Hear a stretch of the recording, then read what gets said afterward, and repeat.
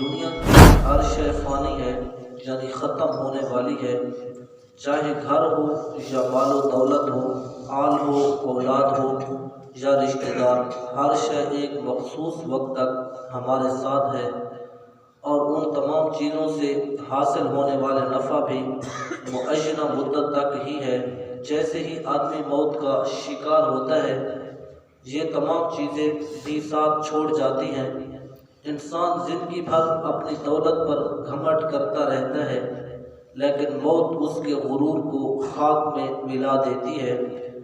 جس مال کو یہ اپنا سمجھتا ہے، اس کے مرنے کے بعد اس کے رشتہ دار وغیرہ اس پر قبضہ جما لیتے ہیں۔ انسان کا مال تو فقط وہی ہے جو اس نے استعمال کر لیا یا راہ خدا میں خرچ کر کے آخرت کے لیے جمع کر لیا۔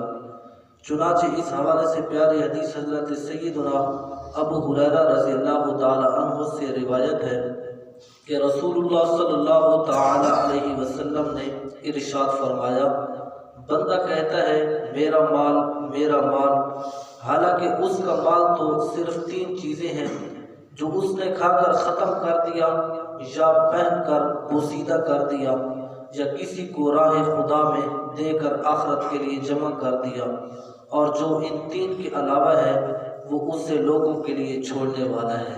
تو اس لیے اگر اللہ نے کسی کو مال و دولت دیا ہے تو اس کو چاہیے کہ زیادہ سے زیادہ اپنے ہاتھ کے ساتھ خرچ کر کے اپنے آخرت کے خزانے کے لیے جمع کرے۔ ہو سکتا ہے کہ آپ کے چلے جانے کے بعد جو آپ کے ورثاء ہیں ان میں سے کوئی ایک بھی آپ کے لیے پیچھے صدقہ جاریہ نہ کرے، اور نہ ہی کسی کو آپ کے مال و دولت میں سے دے۔ تو اس سے بہتر ہے کہ آج بندے کے پاس موقع ہے تو جتنا ہو سکے راہ خدا میں خرچ کیا جائے۔ مردے کے ساتھ اس کی قبر میں صرف اور صرف اس کے اعمال جاتے ہیں۔ اب اگر اس کے اعمال اچھے ہیں تو وہ قبر میں ان سے انس حاصل کرے گا، اور اگر اعمال برے ہیں تو وہ اس کے لیے عذاب قبر کا باعث ہوں گے۔ علامہ بدر الدین عینی رحمۃ اللہ علیہ فرماتے ہیں، مذکورہ حدیث پاک میں جو فرمایا گیا ہے کہ میت کا عمل اس کے ساتھ باقی رہتا ہے، تو باقی رہنے کا معنی یہ ہے کہ اگر میت نیک اور صالح ہو تو اس کا عمل خوبصورت چہرے، اچھے لباس اور بہترین خوشبو کے ساتھ قبر میں اس کے پاس آتا ہے، اور اس سے کہتا ہے تجھے اس بات کی خوشخبری ہو کہ تیرا معاملہ اللہ عز و جل نے آسان فرمایا ہے۔ مردہ پوچھتا ہے تو کون ہے؟ تو وہ کہتا ہے کہ میں تیرا نیک عمل ہوں۔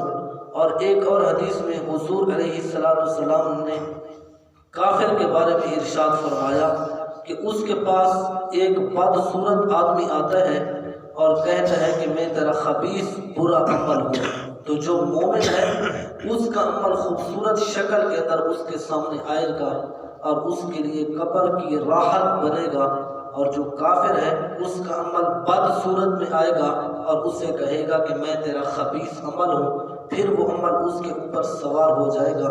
اور حضور علیہ السلام نے فرمایا قبر کی صرف 2 ہی صورتیں ہیں، یا تو قبر جنت کے باغوں میں سے باغ ہوگی یا جہنم کے گڑھوں میں سے ایک گڑھا ہے۔